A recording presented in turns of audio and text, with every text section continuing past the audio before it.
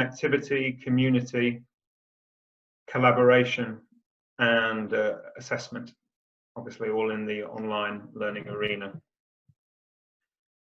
So starting with connectivity, obviously we've got to connect with our students, which is going to be at a distance via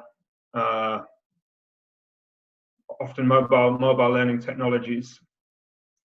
For me, the ideal situation is to create some kind of virtual classroom, some kind of virtual learning environment that would be supported by a robust learning management system or course management system.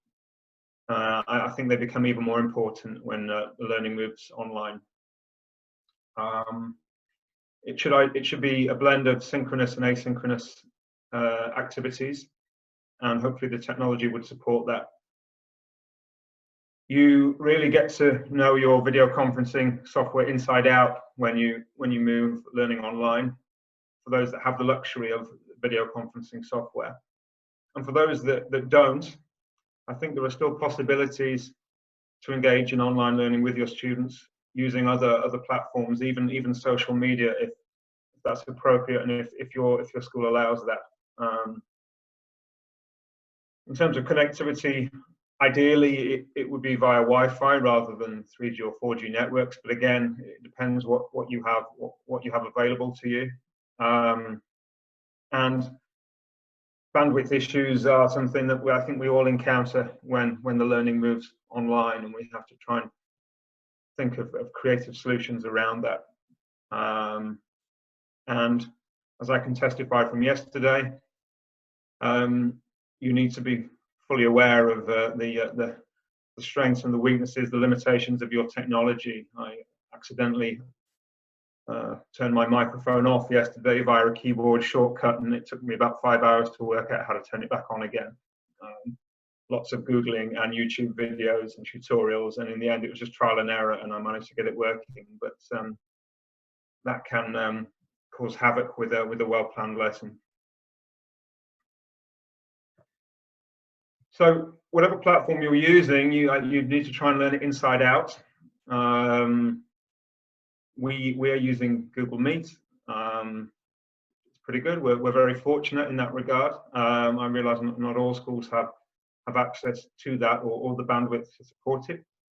We're fortunate that we do. Although some of our students in more rural areas, they do struggle from time to time. Google Meet is constantly adapting and improving to try and rise to the challenge of this sort of online learning environment. An updated record function, for example.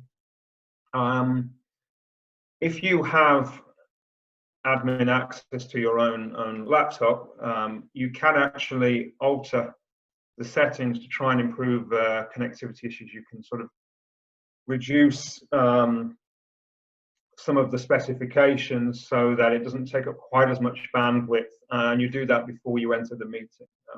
It's worth bearing in mind, and there are lots of good online tutorials to help with that.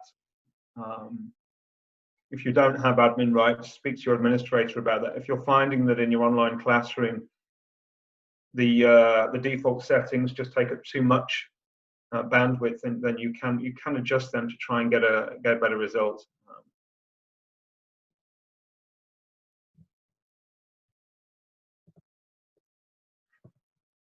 I've been playing around with Google Meet thanks to our Technology for Learning coordinator. She's also shared some tricks with us. The grid view is great, particularly if you have a smaller class. You can see them all there in front of you. It's best to disable that grid view when you're sharing your screen, however, because sometimes you have some screen sharing issues. We've also found, in terms of bandwidth, that turning the camera off is much better. So we'll talk about that more in terms of online community later, but when you share your screen, it's best if the cameras go off. There's a possibility to record the meeting, as I mentioned before, although you really should get permission from all participants before you do so, for data protection reasons. And there's also the options of turning on the captions as well. So the students who were having trouble with their microphone, with their speakers, you could turn on the captions. For second language learners, you could turn on the captions. That can help, as well as recording the meeting, providing they agree, so that students can come back.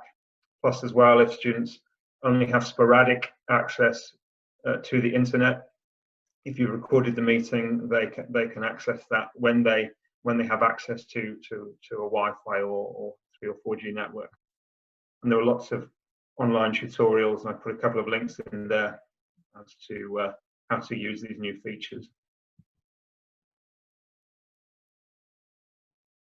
The nice thing about recording is that, particularly via the Google Meet, as if you're using the other Google suites, the email, the classroom, it saves a transcript directly in a shared folder in your Google Drive, so it's easily accessible. You can also put it in a shared classroom folder for your students as well, and it gives you a transcript of the class in a Google document. So it really is very good for students who aren't able to connect all of the time due to connectivity issues. It's really helpful.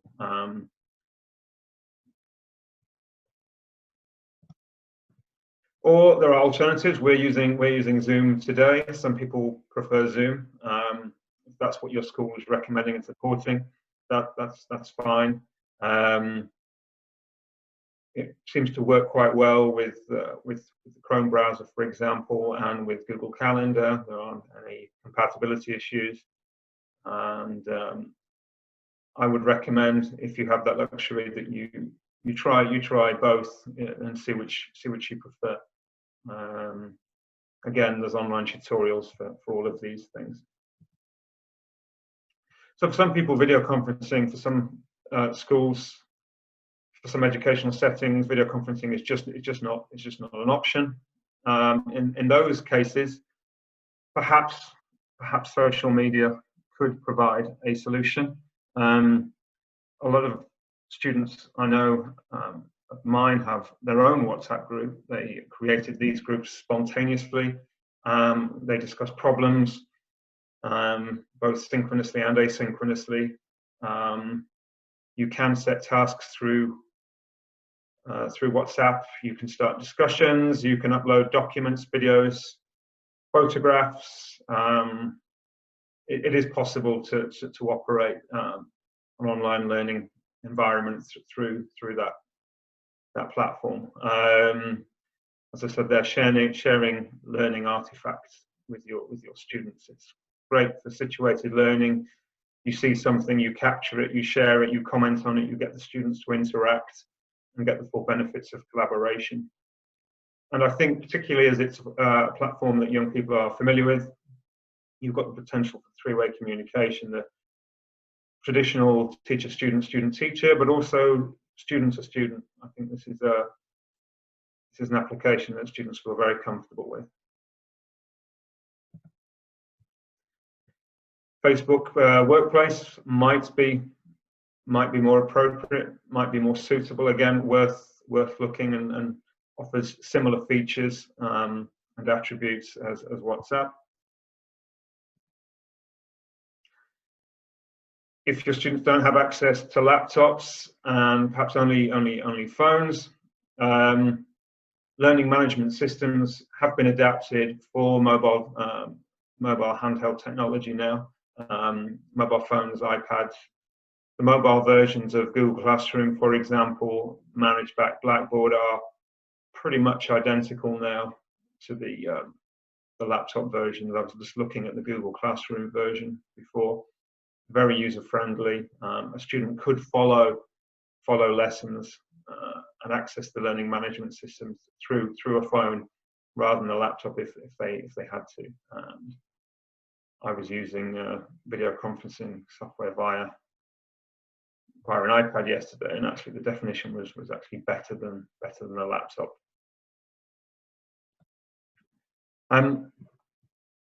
Again, perhaps for students that have more variable or sporadic access to the internet, you can perhaps create YouTube videos using the webcam on your computer or even your phone, and then share it via whatever medium is appropriate for your students, whether that be the virtual classroom or the course management system, or whether it's through a social media app such as Facebook or WhatsApp.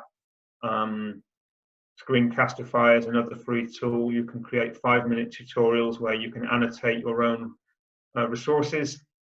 You can also give verbal feedback on work that's been submitted, so students can send you work via email. You can comment upon it, and then you can create a video where you feedback directly on that work. You can then publish that to YouTube. There are alternatives, Screenomatic, where you can create videos, and that automatically allows you to choose the format of the file. If you choose MP4, for instance, that's a format that's more compatible with different types of computer. If synchronous learning is not possible, if you don't have the video conferencing, if the WhatsApp group is not suitable, then you could try to engage in asynchronous learning as much as possible with message boards, where students are required to give some form of response. Homework assignments, you set a question, they have to respond to it within a certain time frame. Even if you're reaching out and just sending alerts to the students on a regular basis, with suggestions for reading or with assignments, I think this can really help to at least give some degree of connectivity. Likewise, in terms of sharing resources by whatever medium is appropriate, and then obviously students can post their assignments either individually or in groups.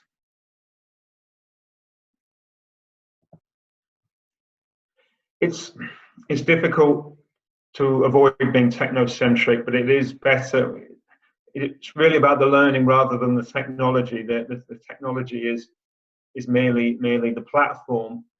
So if possible, try not to be technocentric. But obviously that's a luxury that some schools have and others don't. But I think regardless of your context, you have to accept that the first lesson is going to be all about the technology. It's going to be overcoming those connectivity issues. So a bit of patience is required, as one student's camera's not working, another student can't connect, someone else's microphone has gone down, some students are entering, leaving, and due to bandwidth problems, other students can't find the link. I think there will be those teething problems, and the first lesson probably will be all about the technology, regardless of the platform you're using, regardless how effective or slick it might be.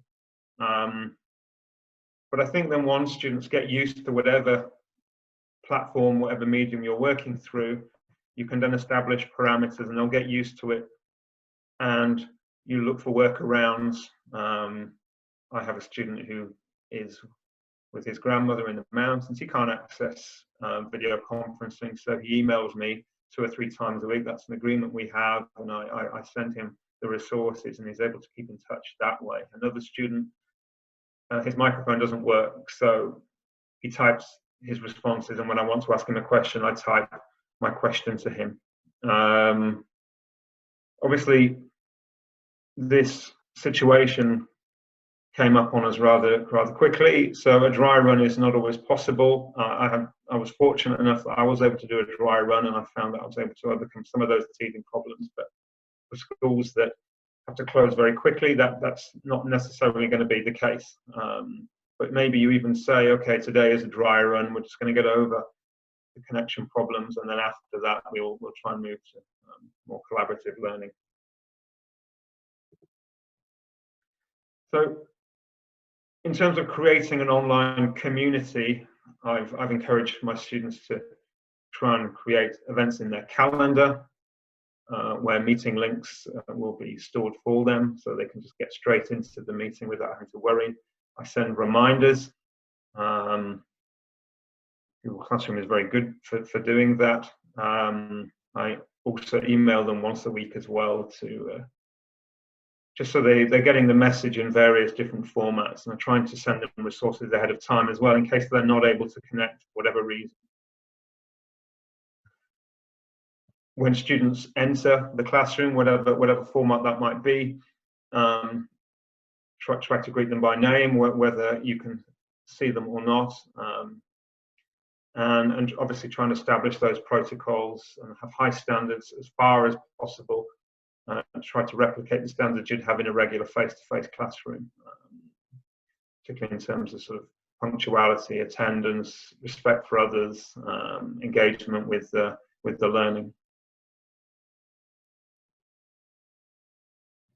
To foster collaboration, I try to create what I call a class log for each group. This involves a shared document that all of the students contribute to. They can access it. It enables me to see who's contributing and the extent to which they're contributing. You can actually see it actually has the word idle written next to their name if they haven't contributed for a certain period of time. So it really lays bare who's getting involved and who isn't. I try and have students working on presentations together, engaged in projects that require them to collaborate with each other. These are done both synchronously and asynchronously. And again, you have to choose what works for your setting. But anything that can bring the students together, particularly on the shared documents as well, assigning different tasks to different groups of students. Say, okay, you three, I would like you to do this, respond to this question, and you three, can you respond to this other task, just to ensure that everybody's fully engaged.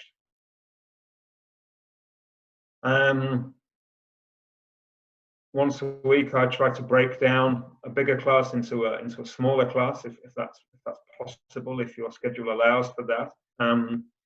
I find that with the smaller groups, I'm able to really communicate much more effectively with students and assess their learning and troubleshoot. I find 5 to 6 students is perfect. You can see them on the grid in front of you, and you can ensure that they're all engaged. And for this, I try to get them to turn their cameras on, so that it's a more human interaction. We try and engage, this is rather aspirational, in some kind of sort of Socratic dialogue. Anyway, yeah, whether that's successful is perhaps not for me to say, but it also does get them communicating with each other as well. It does stimulate a certain amount of dialogue between the students, which is nice when the group's a bit smaller. I find that when the group is larger, we tend not to get that to the same extent. My biggest challenge has been dealing with lurkers. I think regardless of your online learning environment, regardless of the technology, you're going to have the issue of students lurking, observing, but not participating. So I'm fortunate enough that I can ask students to turn their cameras on at the beginning when they join, to make sure at least I can see them at the start of the class. I taught a table where I ask students how they're doing, where they have to respond to an opening question with one strategy. Getting them to engage in the lesson via the chat function as well can also help.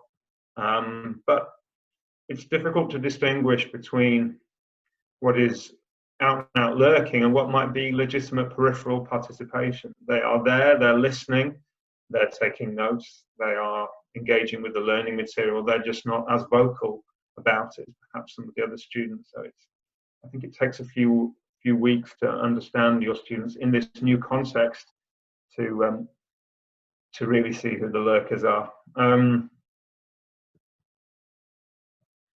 Assessment is more of a challenge, I think, in the online learning environment. I think formative assessment becomes perhaps even more crucial because you're lacking that sort of direct face-to-face contact, so it becomes more difficult to check for understanding.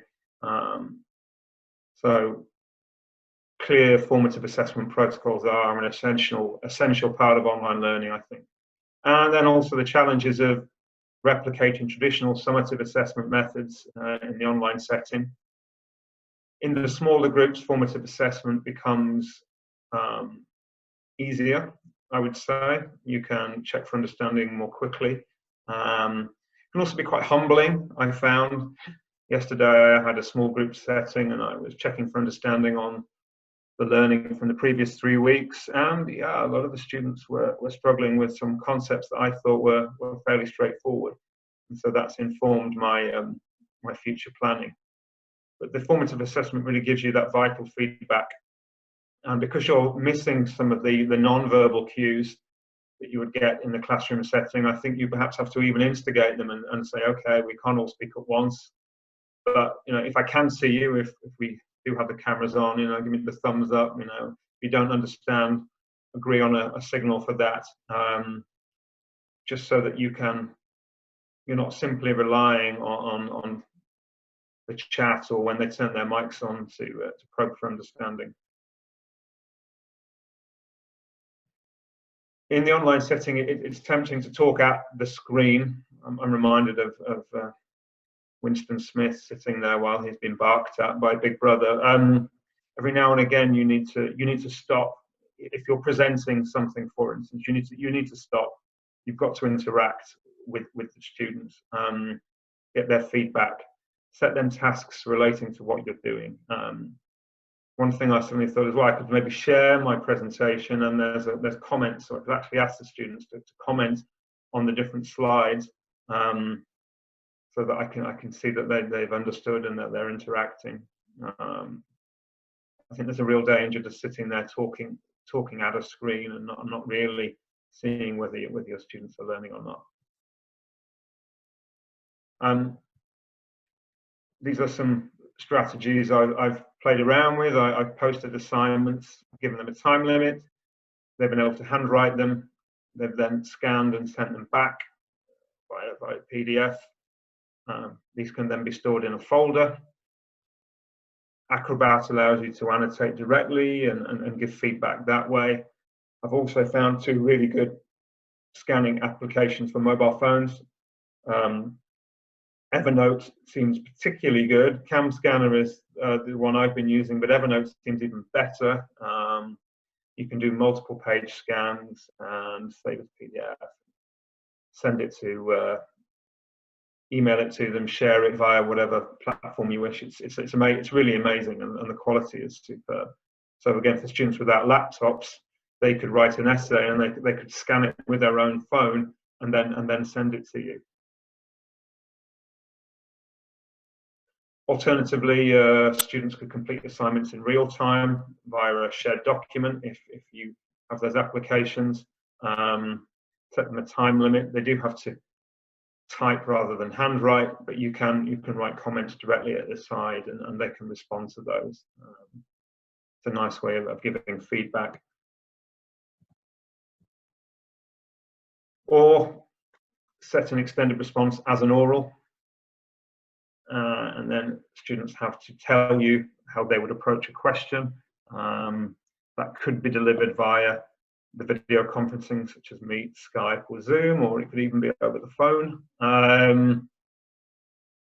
FaceTime, you set them the question, they have to give their response, they have to provide the examples, they have to structure their argument, they have to give their theoretical framework.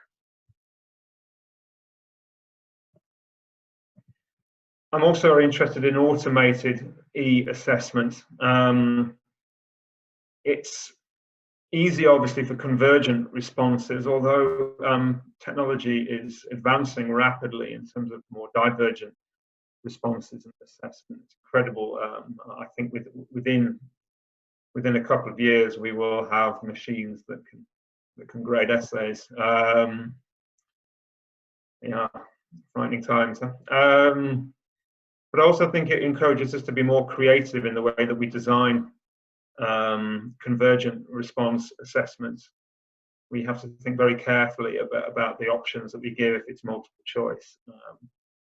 And it has to be a catalyst for this product retrieval process. You know, questions have to be designed in such a way that it really forces the students to think through a concept, and that way the deeper learning occurs. And it can be a very good way of assessing those troublesome concepts. And when you design the assessment, you can also build in those common errors that you tend to find. And also you can program things to give feedback as well. I'm in the middle of designing an e-assessment for one of my ULP classes, and this question up here, for example, 2 of the responses out of the 4 are common mistakes that students make, and so I put them in there just to see how well they really understand. And the idea is to give many plausible answers. That makes a much more credible, authentic e-assessment. If nearly all of the answers are credible, then students really have to engage with the question. And you use your experience as a teacher as well. Bluebird is a little Google plugin that allows you to, it will automatically grade your Google form quiz. So that can save you a lot of time, and it can also give direct feedback for certain wrong answers, again, using your experience. Last couple of slides. There's also free applications such as Socrata and Kahoot that can be used for e-assessment. We use Socrata at school. The nice thing about Socrata is it's a unique order for each student, and that's great in terms of ensuring that students aren't just on the phone to each other. So it helps us in that way. And also we can give feedback directly, and we get the online progress of the students as they're completing. So we can see as teachers which are the more troublesome concepts. So that's proved really, really useful, and something I intend to use more in the future. And that is it. I'm sorry that I've run right up to time, a minute over. I do apologise. I hope that proved interesting and useful, and thank you very much for listening.